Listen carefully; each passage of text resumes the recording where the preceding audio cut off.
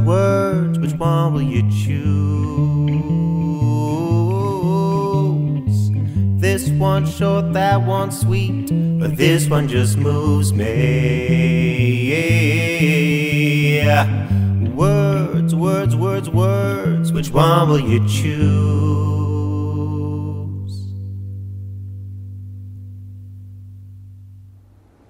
Hi, I'm Mark Sculci, Managing Director of Catchword New York, here with the first word on the new Kindle DX brand name. If you're just catching up, the DX is Amazon's forthcoming new version of its already popular e-reader. I'm not here to talk about the product, I'm here to talk about the name, but I will say I think that the DX takes a big step forward in terms of design and aesthetic. Just look at it in comparison to the original Kindle that came out not more than 2 years ago. Same overall shape, but there's really very little confusing the first generation with this third generation product. It was hard to review the DX name without also commenting on the Kindle brand name.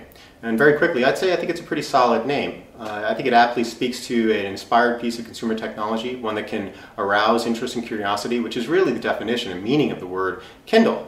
And while the space isn't very crowded yet, I'd say that the name feels pretty distinctive, sort of unexpected and creative for a product of this sort, almost abstract.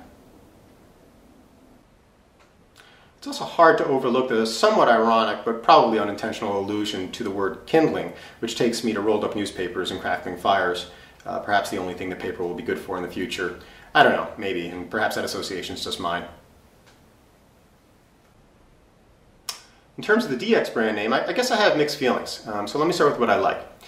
For starters, even though consumers will interpret the DX letters differently, I want to know what the official explanation was. So I called up Amazon and I spoke with Cindy, was their representative, and she told me that the DX stands for deluxe.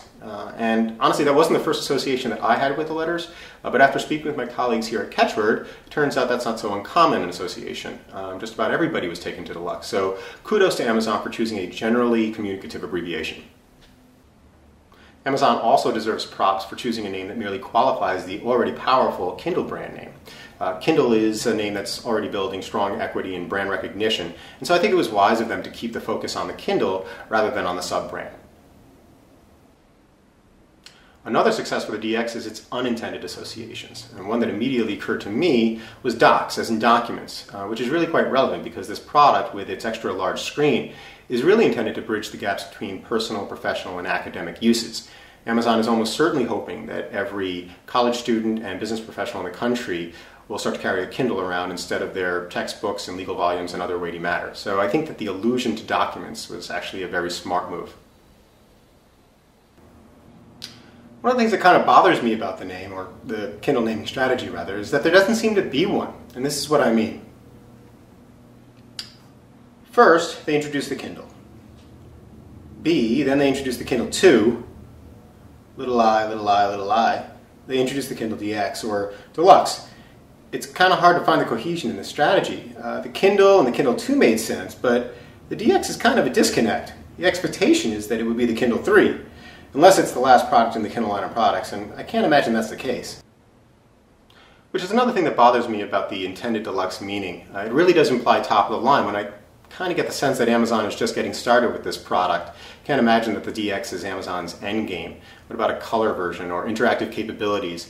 And how are those products going to fit into this naming scheme? Lastly, I guess I'm just not that wild about deluxe as a word or a concept. It sort of feels inappropriately dated and off category to me. I'm getting vacuum cleaners and hotel rooms, not so much next big consumer electronic device. But I guess the use of the DX abbreviation instead of the word deluxe does help to take me to a slightly more appropriate and current place.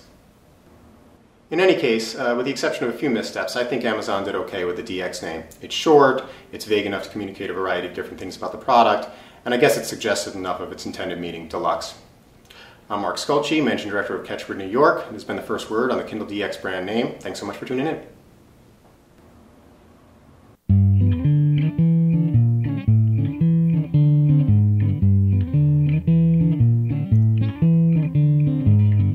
Words, words, words, words, which one will you choose? This one's short, that one's sweet, but this one just moves me. Words, words, words, words, words. Which one will you choose?